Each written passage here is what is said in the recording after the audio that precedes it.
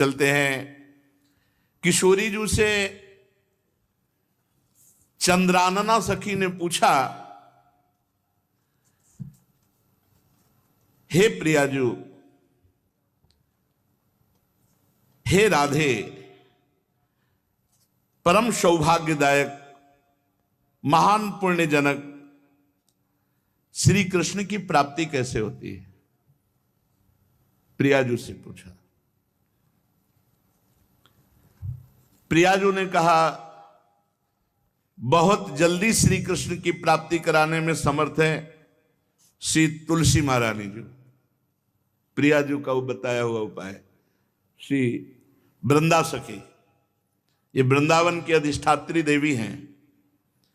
ये वृंदावन की पूरी व्यवस्था को देखती हैं। प्यारे जू के नित्य केली की व्यवस्था करती हैं और इनकी कृपा के बिना कोई वृंदावन में प्रवेश नहीं कर सकता। ये हमारी प्यारी जू की प्रिय सखी वृंदा सखी श्री तुलसी महारानी जी। चंद्रानना सखी ने कहा कि परम सौभाग्यदम राधे महापुण्यम वरप्रदम श्री कृष्ण स्यापि लब्ध्यर्थम, तो उनका तुलसी सेवनम मतम। मेरे मत में यदि तुलसी जी की सेवा की जाए, तुलसी जी का यदि स्पर्श हो जाता है, तुलसी जी का नाम कीर्तन किया जाता है, तुलसी जी को प्रणाम किया जाता है, तुलसी जी का वृक्ष लगाया जाता है, तुलसी जी को जल अर्पित किया जाता है और तुलसी दल से नित्य भगवत सेवा की जाए, तो बहुत जल्दी श्री कृष्ण प्रसन्न हो जाते हैं। प्रतिदिन जो तुलसी जी की भक्ति करता है, तुलसी का पौधा रोप करके तुलसी जी का सिंचन करना, तुलसी जी को तिलक लगाना, तुलसी जी को माला पहनाना, तुलसी जी की परिक्रमा करना, तुलसी जी को प्रणाम करना, वो कोटि सहस्त्र युगों तक ऐसा महान सुकृत होता है कि भगवान श्री कृष्ण के नित्य समीप रहता है जो तुलसी जी की सेवा करता है। जब तक मनुष्य की लगाई हुई तुलसी की शाखा प्रशाखा बीज पुष्प सुंदर दल से तुलसी जी सुशोभित होती है, तब तक हजारों कल्पों में श्री हरिधाम में रहते हुए उसका कभी पुण्य नष्ट नहीं होता। जैसे एक दिन 1000 कल्प, 2 दिन 2000 कल्प, वो भगवान के नित्य धाम में महान सुकृत के बल से भगवत धाम में रहेगा, जो तुलसी जी का पक्का मान लीजिए। जब स्वयंसी में से तो तुलसी जी रोपण करके तुलसी जी का एक वन लगाया था और रोज नवीन नवीन मंजरी तुलसी दल लेकर प्रभु के चरणों में, कहीं न कहीं तुलसी जी की कृपा हुई। वृंदावन, ये वृंदा अधिष्ठात्री देवी वृंदावन की है, इनकी कृपा के बिना। हे चंद्रानने, संपूर्ण पत्रों और पुष्पों को जो उतार करके सम्मान पूर्वक पहले प्रार्थना करनी चाहिए। हे वृंदा देवी, हे तुलसी जी, भगवान श्री हरि की पूजा के लिए या प्रियाजू की पूजा के लिए हम आपके कुछ मंजरी कुछ दल लेकर के सेवा करना चाहते हैं, आप कृपा करके मुझे दीजिए, और फिर उतार लें। ऐसे नोचना नहीं, बहुत सम्मान से बहुत प्यार से, तो तुलसी जी प्रसन्न होती हैं। जो मनुष्य तुलसी दल से श्री हरि की पूजा करता है, कोई भी पाप उसका स्पर्श नहीं कर सकता। पूर्व में किया हुआ कोई भी पाप उसको दंड नहीं मिलेगा, जो तुलसी जी की आराधना नित्य करता है। अब इतना जल भी ना चढ़ा दे, मार पुण्य हो जाए और तुलसी जी अंतर ध्यान। अनुकूल जल, जैसे मान लो गमले पे हैं तो इतना बड़ा तांबे का रोज उससे चढ़ा, अब भर के लोटा चढ़ा दोगे 2-4 दिन में अंतर ध्यान हो जाएंगे तुलसी जी। बहुत विवेक से जरूरत है, मतलब भारी पुण्य होगा। अब इतना बड़ा लोटा रोज जल चढ़ाओगे तो 2-4 दिन में पीली होके अंतर ध्यान हो जाएंगे। भाई इतना जल, अनुकूल जल चाहिए। एक तांबे का छोटा सा लिया, ऐसे रोज डालो, उसमें कोई फर्क नहीं। और गमला उठाकर धूप में विराजमान करो। सेवा का मतलब क्या है? जो तुलसी जी को जल अर्पित करके तुलसी जी की सेवा करता है, हरि चिंतन करता, कभी कोई पाप उसका स्पर्श नहीं कर सकता। 100 भार सोना, 400 भार चांदी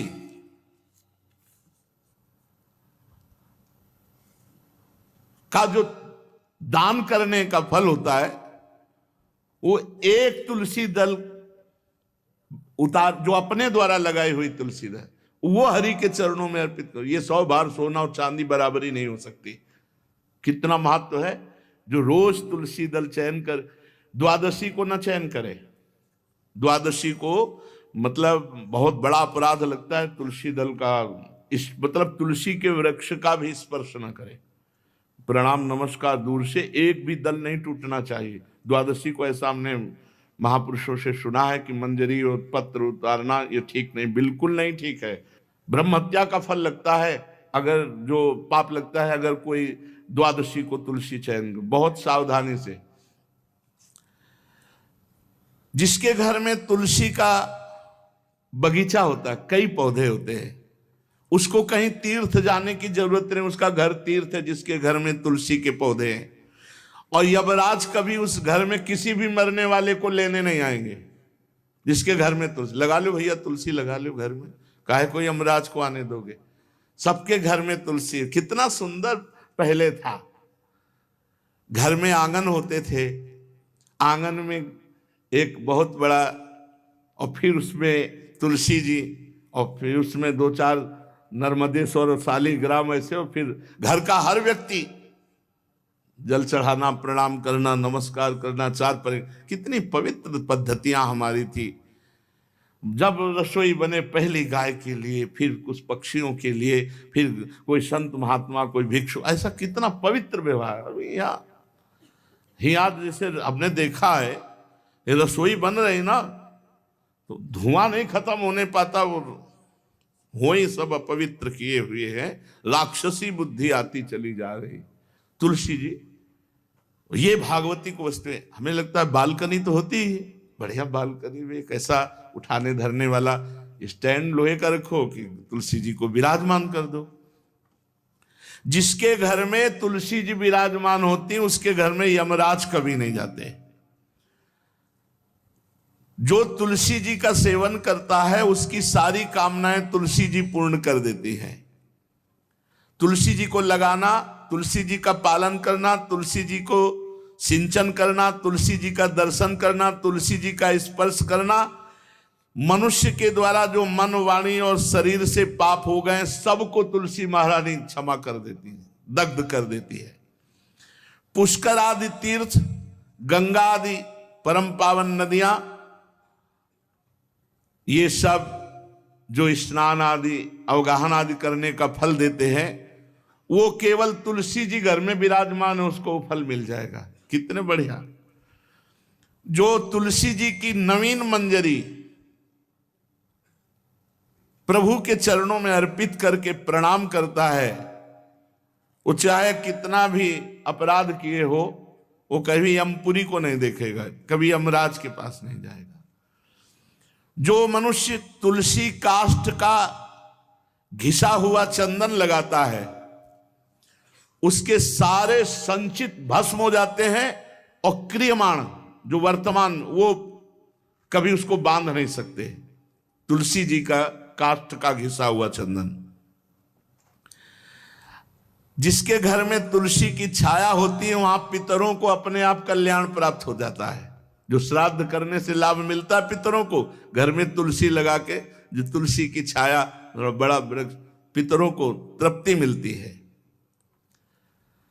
चतुर्भुज ब्रह्मा जी सारंग धनवा श्री हरि के महामहिम स्वरूप की अनुभूति करने के लिए भी कहा है कि तुलसी जी का महान महात्म्य, अगर तुलसी जी का सेवन करे तो भगवान श्री हरि की महिमा को जान जाएगा। स्त्री हो या पुरुष, पुरुष नपुंसक नारीवा जीव चराचर कोय, सर्व भाव भज कपट तज मोहि परम प्रिय सोय। शरीर वर्दी है, हमारी पोशाक है, हम सब एक हैं, आत्मस्वरूप है, कुछ अलग नहीं है। शरीर केवल 5 भौतिक है तो सबका 5 भौतिक है, उसमें चिन्ह है स्त्री पुरुष के, बस इसके लिए भगवान की आराधना निषेध थोड़ी है। जो स्त्री या पुरुष श्री तुलसी जी के काष्ठ के मन के बना के, जैसे छोटी कंठी या बड़ी माला धारण करता है, श्री कृष्ण उसके बस में हो जाते हैं। यह है तुलसी जी की महिमा। परम सुभाग श्री कृष्ण मिल जाते हैं, और कौन सी हमें उपलब्धि चाहिए। हे गोपनंदिनी, तुलसी जी का सेवन करने से श्री कृष्ण वश में हो जाते हैं।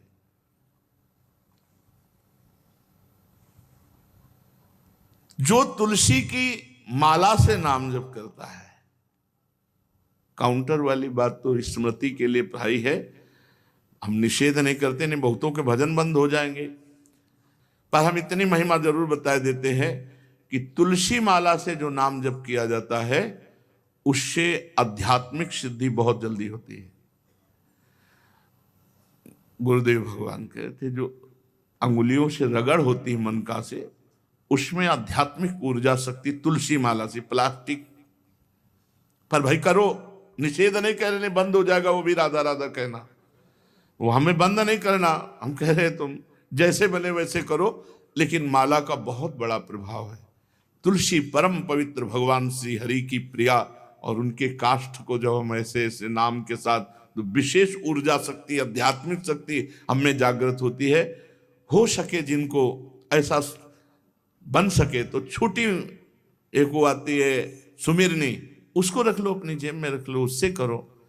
और नहीं है तो भैया तुम इसी से करो, नाम जप करो। भाव को भाव अना खालसो, नाम जपत मंगल दिस दसो।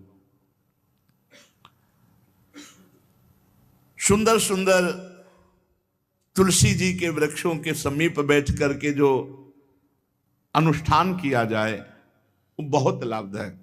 श्रीमद् भागवत का, गोपाल सहस्त्र नाम का कोई भी पाठ तुलसी जी के समीप विराजमान करके किया जाए,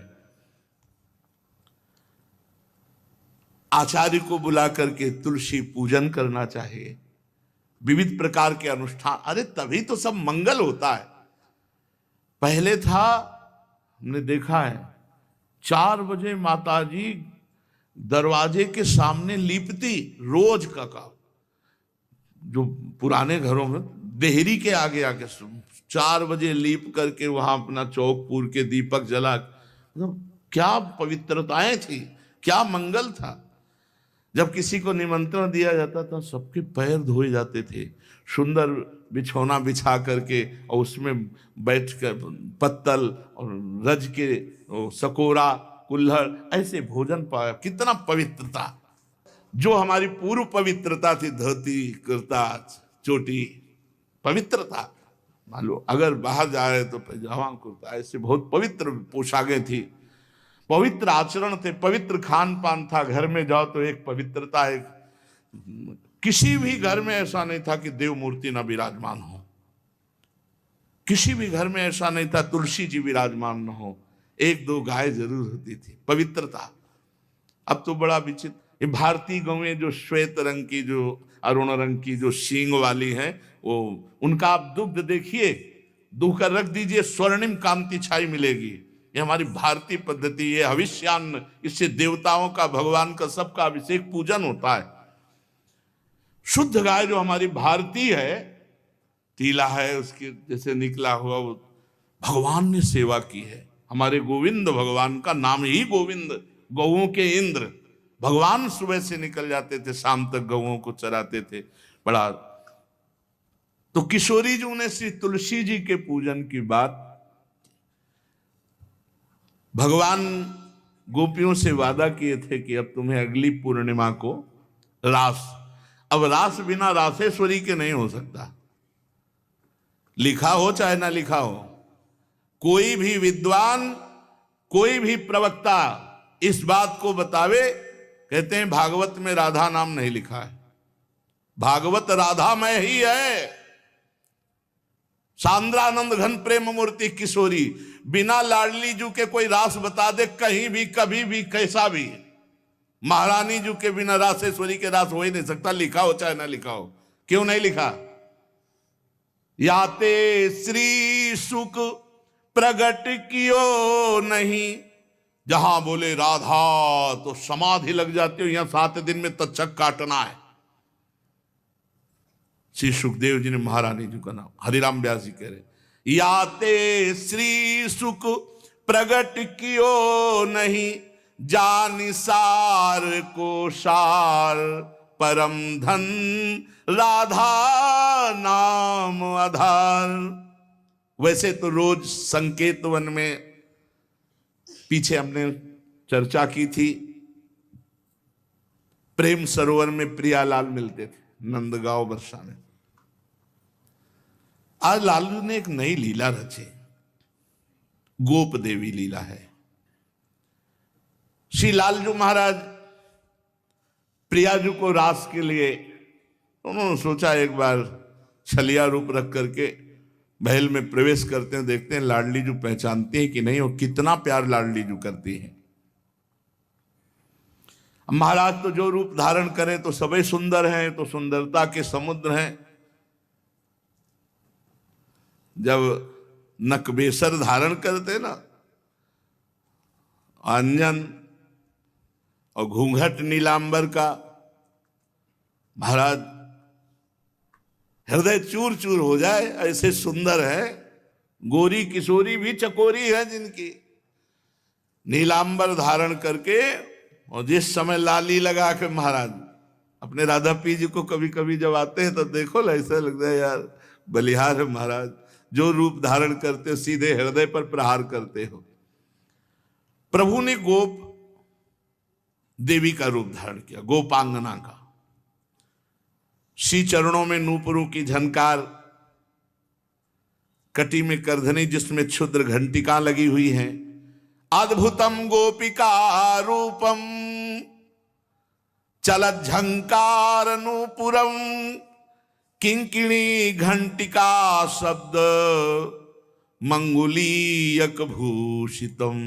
बड़ी दिव्य अंगूठियां धारण किए हुए अंगुलियों पे, कमर में करधनी जो रुंझुन रुंझुन, श्री चरणों में नूपुर, और रत्न कंकण के यूर मुक्ताहार विराजितम।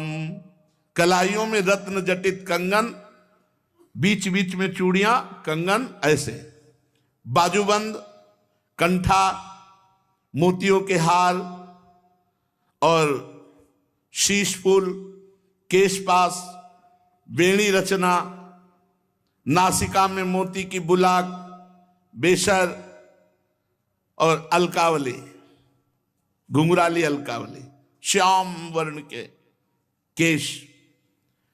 ऐसा रूप धारण किया जो देखे मुग्ध हो जाए श्याम सुंदर को। वृषभानु भवन की तरफ चले।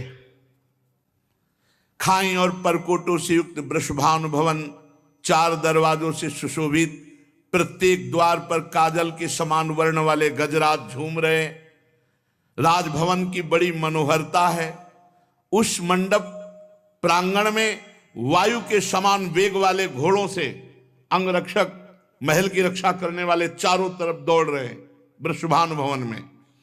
और बड़ी ही सुंदर सुंदर गौएं, धर्म धुरंधर बलवान सांड रमा रहे हैं।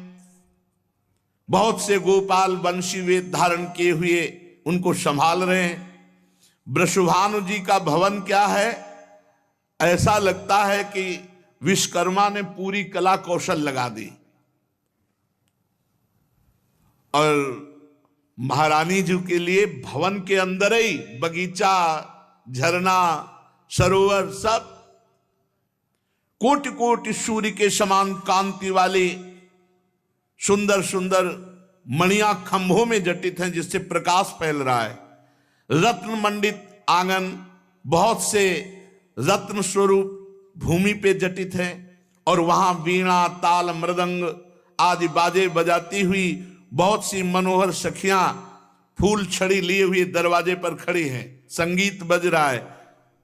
उस अंतापुर में दिव्य विशाल उपवन की छटा छटक रही।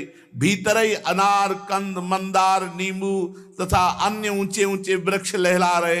केतकी, मालती, माधवी लताएं बड़ी सुंदर वृक्षों का आलिंगन किए हुए श्री राधा निकुंज महल के अंदर ही। कल्प वृक्ष के फूलों की सुगंध से भौरे मत वाले हो रहे हैं। शीतल मंद सुगंध वायु चल रही है। कहीं सहस्त्र दल कमलों के पराग को बारंबार वायु बिखेर रही है। निकुंज शिखरों पर बैठे हुए मोर कभी नाचते हैं, कभी कूक रहे हैं, कहीं कोकिला, कहीं सारस, कहीं सुख, और फूलों के सहस्त्र सहस्त्र सैयाएं जगह जगह। कभी लाडली जो इधर से निकले, किसी में भी विराजमान हो जाए। मेघ मंदिर में सैकड़ों फुहारे छूट रहे। बाल सूर्य के समान कांतिमान कुंडल तथा विचित्र वर्ण वाले वस्त्र धारण किए हुए करोड़ों बलवान महल के आसपास श्री लाडली जू के और श्री स्वामिनी जू की परिचर्या में सब सुसज्जित सखियां केसरिया रंग के सूक्ष्म वस्त्रों को सजाकर पर्दा बनाया गया है।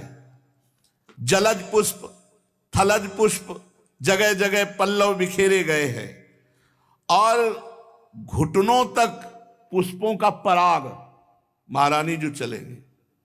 राजभवन में ऐसा मालती मकरंदों के फव्वारे, मालती मकरंदों के, मालती के सुंदर मकरंद के पराग के सुगंध से युक्त ऐसे फव्वारे चल रहे हैं।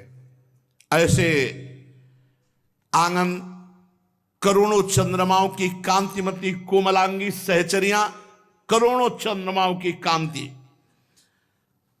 धीरे धीरे वहां सब निरीक्षण परीक्षण। श्री वृषभानुनंदनी श्री किशोरी जी की सेवा में सहस्त्रों ऐसी सुंदरियां, जैसे चंद्रमा के उदय होने से ताराओं की कांति फीकी हो जाती है, तो जब लाडली जो पधारती है तो ऐसे सबकी कांति फीकी हो जाती है। देखो माई सुंदरता की सीमा, ब्रजनो तरुण कदम नागरी, निरखी करत अधग्रीवा। महान गौरव लाडली जू का। श्री किशोरी जू की अगवानी करने के लिए सखियां दौड़ पड़ी। लाडली जू को संभाल संभाल के कर कमल पकड़ करके पराग मार्ग से सिंहासन पर बिठाया। फिर लाडली जू की जैसी सेवा होती, कोई चवर, कोई पंखा, कोई व्यजन,